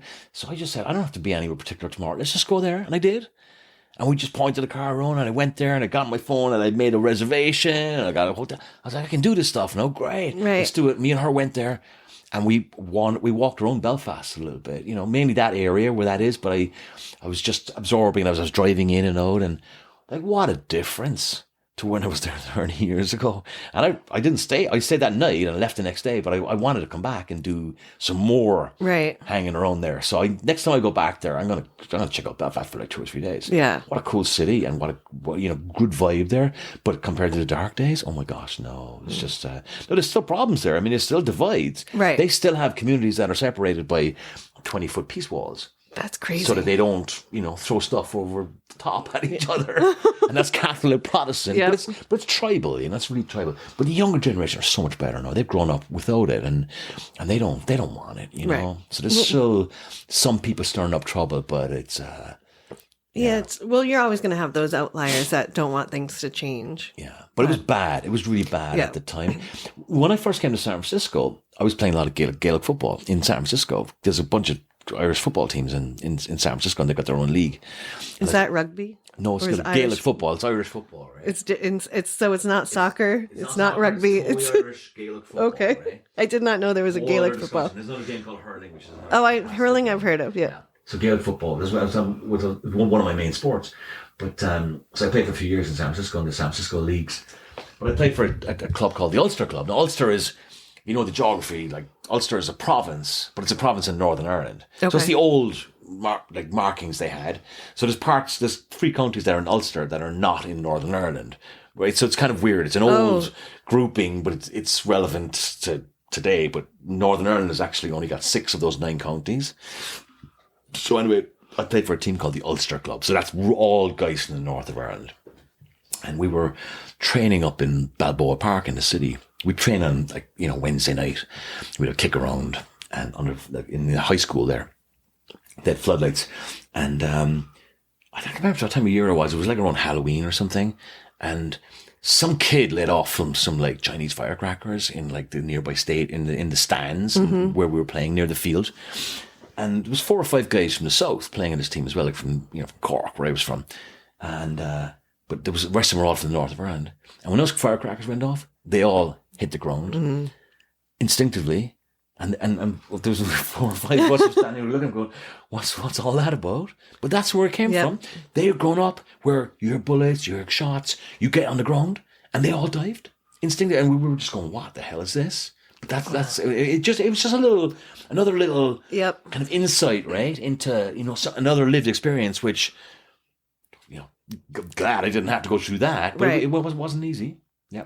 Well, yeah, to know you're so close, but to have such a different experience too is like a treasure for you, but it's also like a great lesson and reminder of how lucky you have it. Yeah. People who live there had it really bad on all sides. Yeah. But it's a good thing that it's, they finally figure out. And like I said, it's amazing that we're talking, and it's a 25th anniversary of it. Yeah. The Good Friday Agreement, they call it. And that's today. Yeah. Well, it's funny that, because I just had this conversation with, I was at the Eagles and I was talking to one of my regulars. And he was saying he just watched the movie Belfast. With Brana, yeah. And I said I hadn't watched it yet. And he was like, you should, because you would understand a lot of that. And he was like, Margaret, that's where she's from. And Margaret is an older woman that hangs out at the Eagles. And she is from Belfast. And she left, I think, maybe in the 90s also. She's been here, I think. Yeah. So it'd be really fun to talk to her and hear about her experience. Yeah, I mean that movie itself, it was really based around like the genesis of it, how it blew up, because it was always there. I mean, there's hundreds of years of agitation and fighting, and there's been multiple uprisings in 600 years of history, right, in various parts of Ireland, not just in the north. But that started in the 60s, late 60s, and it was the whole, civil rights marches that initiated it, and then the communities got more and more divided, and then eventually trouble blew up, and the communities started attacking each other, and they would literally like drive the Catholics out of the Protestants drive the Catholics out of their neighborhoods, and a lot of them became refugees overnight. There was a big refugee crisis, actually, and there was a lot of refugees came across the Irish border, and the Irish state had to look after them. And so a lot of people got resettled in Ireland as a direct result of the Troubles. I mean, people don't remember that or realise that. Right. That was a huge, civil event, right, on both sides. And but then it got really nasty. And the British troops actually came in to protect the Catholic community from the Protestants.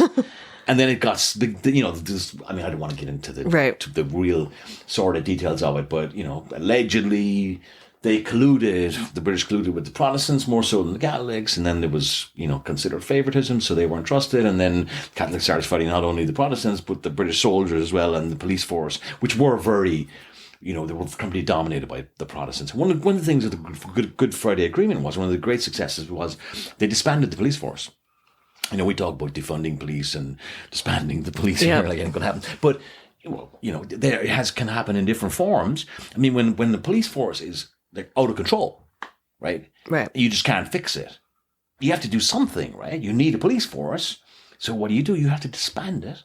You got to rename it, and you got to actually give them a new uniform, and you got to give them a new set of rules. And that's exactly what they did in Northern Ireland, because it just couldn't work. Right. But the new change did work. Oh, it did. It did. They literally changed it from the Royal Ulster Constabulary, which is a bad name. The Catholics don't like the royal aspect, right?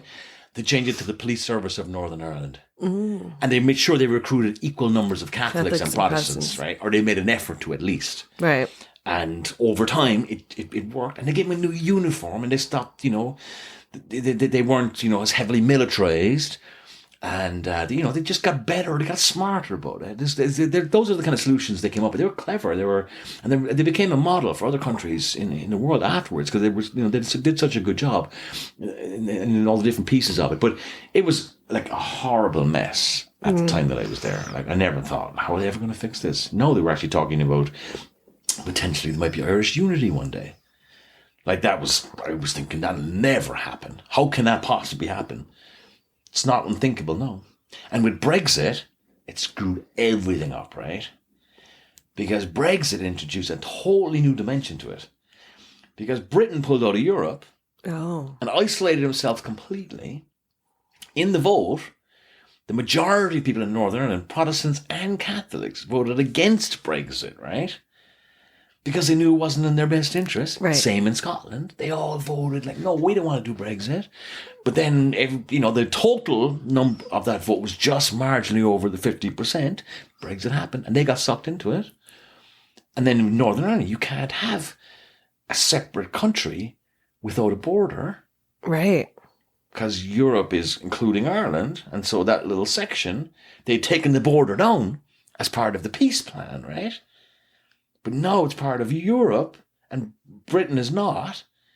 If Northern Ireland is part of Britain, how are you going to facilitate trade across the border? Right. Without the controls, without the different like standards on goods and transit, and so it just became like, so that what they do is they had to come up with a separate agreement for Northern Ireland.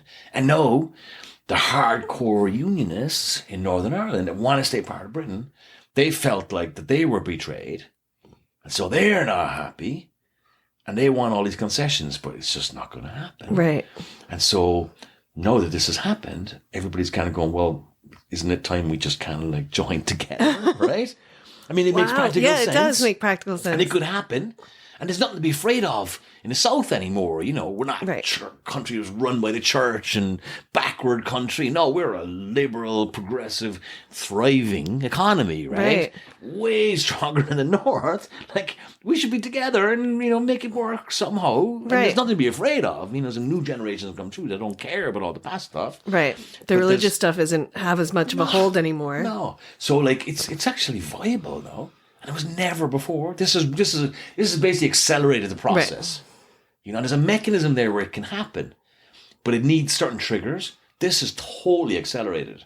So it's an ironic, upside. Yeah. To the whole Brexit thing, which is completely, silly thing. Yeah, absolutely. Well, it's always nice to find the upsides in those situations. But it's ever changing, though. I mean, right now there was, like Joe Biden is there tonight. He's there going the next couple of days for a big state visit to recognize the 25th anniversary of the Good Friday. And he's, he always talks up his Irish background. Yeah. He's like, where is his green, white, and gold flag? So he's going to be in the news for the next few days hanging out there. And it's kind of cool. That is kind of cool. Yeah. I wonder if, so in the part of Boston that I lived in, or my parents live in still, is West Roxbury. And there's this guy, and they call him the mayor of West Roxbury. He's the head of one of the mortuaries. He's buried most of my family. He also grew up with one of my uncles and was a good friend. But when you're friends with the mortuary guy, it always feels a little weird. But they call him the mayor of West Roxbury. But he is like of Irish descent. Very important person. And he loves Ireland. And so he's friends with... I think it's the Dublin mayor that comes over every year to spend time with him, and they do a whole delegation and all of that. And it's like, but the mayor of Cork might have been there too. It's probably a whole delegation of them that hang out because it's such a small country. From Cork is twinned with San Francisco. Oh, that's fun. So, and like Cork's tiny compared to San Francisco, but they give like an hour. Yeah. San Francisco mayor is like way more like, powerful and huge, responsibility in comparison. But no, not to belittle the Cork delegation, but they'll exchange pleasantries and spend an hour or two each other, but it's not like, Right. Oh, yeah. No. Well, this is like a non-political, political. Yeah. Yeah, but there's all these delegations are always going back and forth, and there's St. Patrick's Day is a big thing, and funny enough, the White House always invites people, and they love coming to the White. You can imagine, because it elevates them, right? But all the political parties, no matter where they hate each other, they all turn up for that event, and they all get on just fine for that day. Yep. Yeah, but St. Patrick's Day is not a day in Ireland, or has it become one now? No, it always was. But I have this fight with people all the time. Because some people will be like, it's not a big day in Ireland. I'm like, I feel like a lot of my friends from Ireland have told me it is a day. It's just not like it is here. It's not. I mean, the Irish Americans take it to another level, right? Well, yeah. Like they do most things, right? The Americans, do in it general, bigger and better. They do bigger parades and bigger events, and they dye the river green, and they party hard for that day.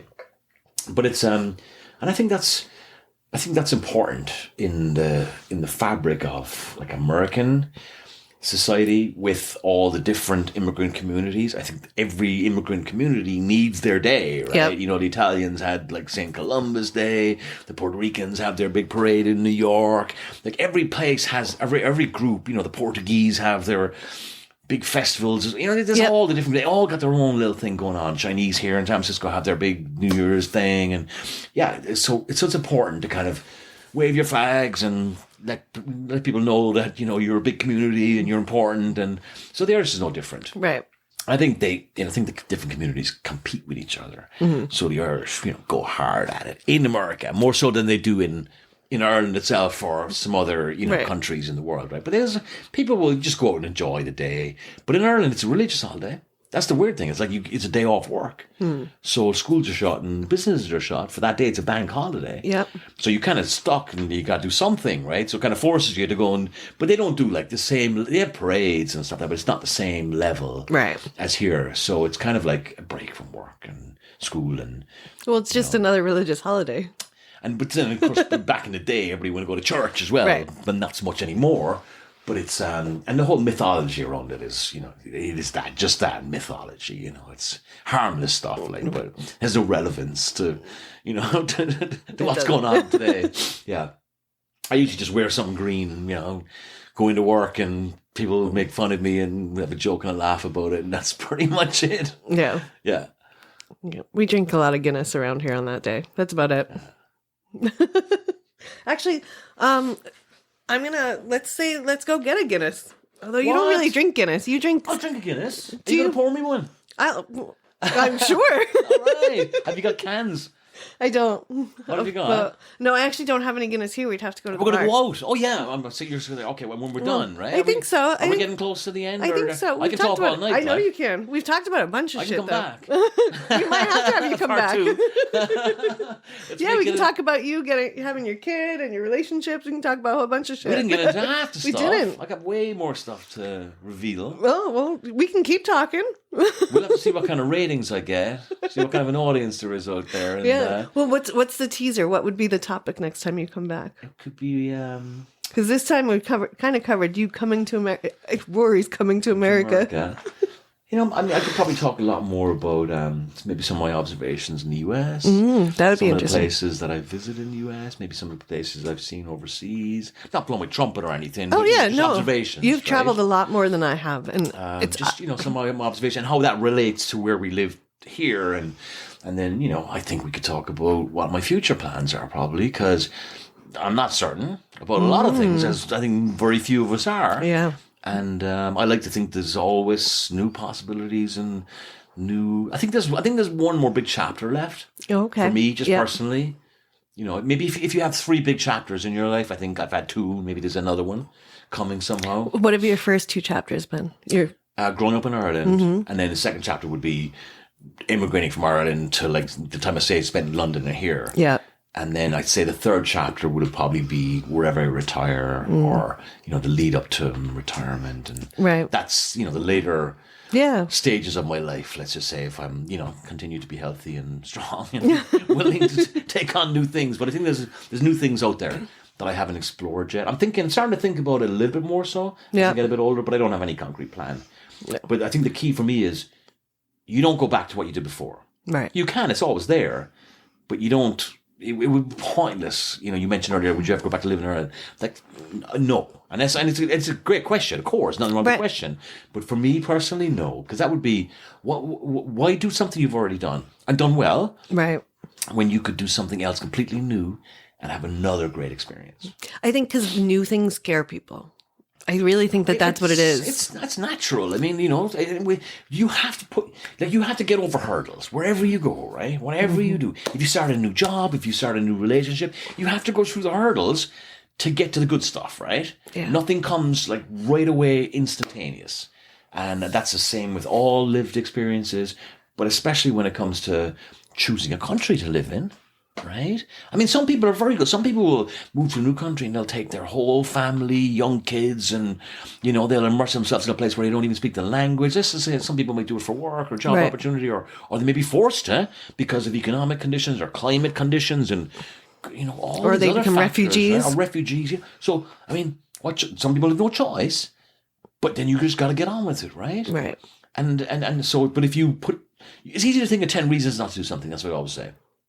Right? Yeah. You could easily put 10 reasons together to not do something.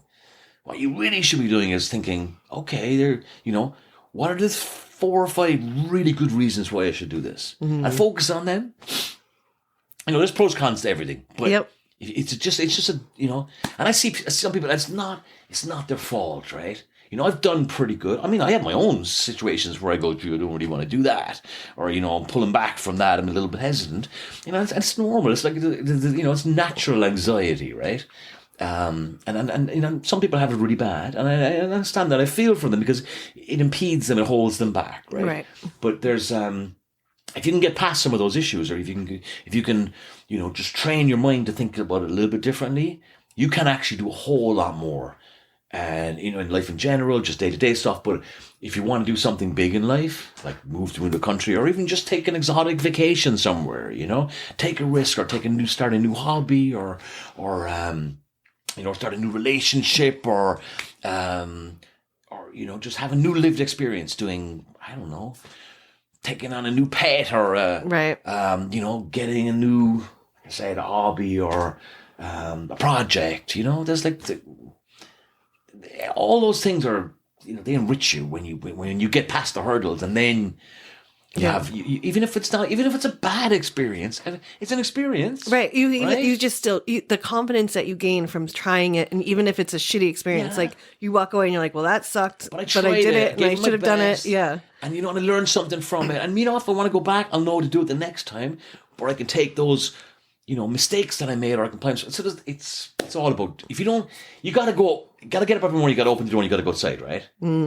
Stuff is not going to come to you in your house and enrich you, right?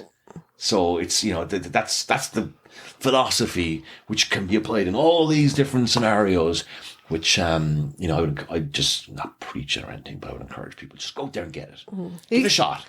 Even if you were preaching, though, it's a great message to be preaching.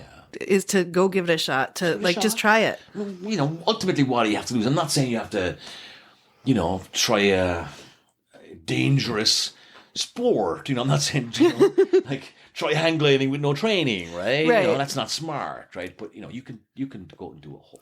No, I like your thing, because you're saying, like, make the list, figure out why you don't want to do it, but also figure out why you should do it, and then focus on that. Because sometimes just getting it out of your brain helps too, like of getting those fears out. Like, I've gotten over a lot of my anxiety because of just exposure therapy. Like, it sucks, and sometimes I get to a door and I'm like, nah, I'm not doing it today, and I'll go home, and other times I'm like, okay, I can get through that door today. And sometimes on the days where I'm like, I don't think I can do this, I've done it before, so I know I can do it again. And it's hard, and you know, I sympathize. I mean, I don't suffer from it myself, right? Thankfully, but I have friends, and I know what's going on. And I've got a very good friend. I've got another guy who I actually grew up with. That's the other thing I probably didn't mention. Well, I did mention I knew a lot of people, but I still know a lot of people from the time that I moved here. And these are people that I grew up with when I was like from 4 or 5 years of age. That's wild. They're still here. Yeah. I have friends that I've known since kindergarten, and they all still live in Massachusetts, but we still are friends. And sometimes when we're out, and because we have such a shorthand, we know everything basically about each other. So we have such a shorthand, or when something's going on and one of us calls the other one, it's like an instant, there's 3 or 4 of us that sometimes, even though 2 of us might talk and those 2 don't talk, we all know what's going on with each other because that group of us talk. Yeah.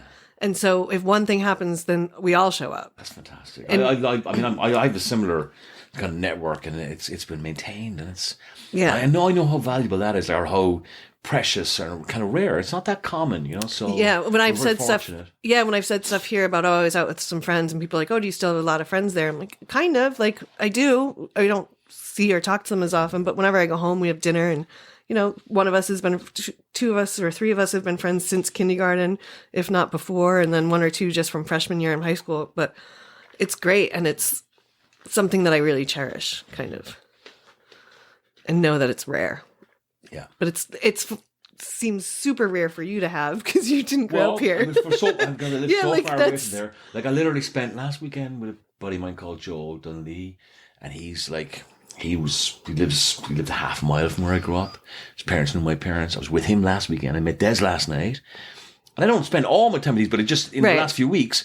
And I was on the phone with another guy who I wanted him to play golf with me this weekend, and he lives in San Francisco, and he lived a block or a couple of blocks from my house where I grew up, and his parents know my parents. Right. Yeah, so it's still there. Those little concentric kind of circles are still there, and the connections. And then, I might not talk to somebody for 2 months, but they're always there. That's the beauty of really good friends.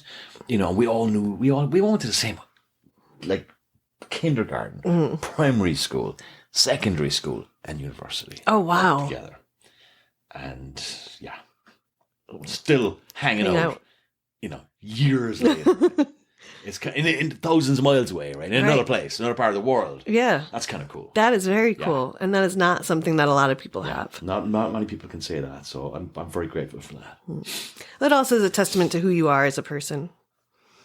That you continue to have those friendships and relationships. Yeah, I think that it's important to have. Everyone's got acquaintances, right? Mm-hmm. Some people don't. Some people have very small circles of friends. I've got a wide circle of friends, and I'm kind of easy to, I'm easy to get on with, and I'm social. Right. So I attract friends, and I can form friendships easily. Right? I don't struggle from that, from any lack of ability in that department. But in fact, if anything, I have to minimize it at times. I got to scale it back a little bit. But I think in the midst of friends and acquaintances, I think there's a healthy number for everybody, and I think 7 or 8, maybe 10 really good friends.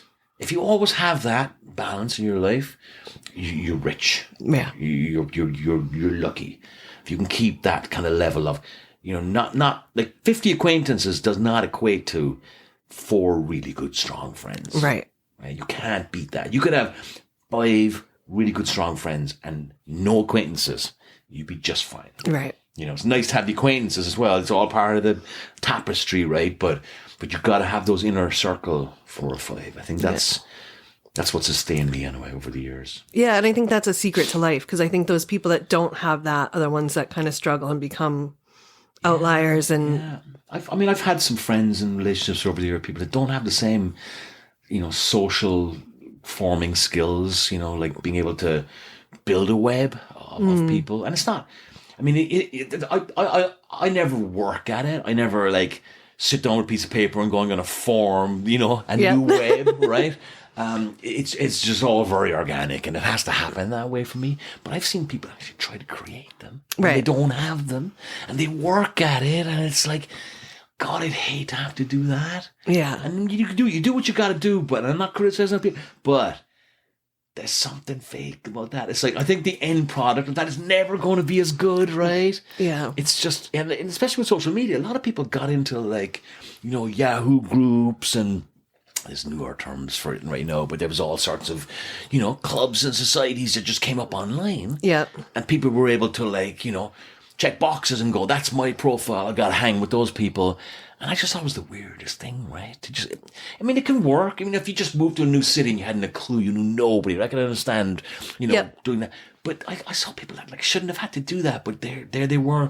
They'd obviously led lonely lives, and they didn't create good friendships, or maybe they moved around, or, friends can be kind of fickle at times, or, I don't know, it depends how you build it up, but, There was something very kind of artificial about it. Yeah. Even it seems forced. Yeah, and even if you were successful, you felt like you were successful because you could count, you could measure it. Like, I know 250 people according to the population of this group, and I've met 180 of them, so therefore I must be doing really well. No, you're not. Right. Right? Forget the 180 people that you actually encountered or you exchanged, messages with. Like, show me the 4 people that you would go on a weekend away with. Right. Right? Or if you were in a jam and you said, listen, I need $500. Or if you, needed a babysitter or last minute, something like that, right? That you can call them and it's like, you know what, I got it. Right. Right? That's what I'm talking about. Those are the 4 or 5 core you have to have, right? Yeah. So yeah, I'm rambling here. Oh, it's okay then, because it's true, and it's just it's time with Rory. Well, what should we do? Should we just call it and we'll maybe do it again? I think we should. Yeah. Thank you for coming to sit with us. We didn't have any agenda. We nothing scripted. No. So if we want to do this again, we could actually have some themes. We could. We could maybe wear some costumes or something. Oh, all right. Only kidding. All right, y'all. You'll have to come and tune back in for Rory's next episode to see what we get into or get it up. We're going to see how the ratings go on this one. We're going to see what kind of, traffic we get, and then we can get some sponsors. Oh, there we go. We're going to make this a regular thing, Rory. We're going to monetize all it, right, and all right. we're going to do T-shirts and baseball hats. We can do a spin-off for it. Well, the Ducking Reality is going. There are a couple other podcasts that are hopefully going to be coming down the pike that we'll be producing. So we have it. We can do it. All right. All right, y'all. You all find your joy. Thank you so much, Rory. Bye, y'all.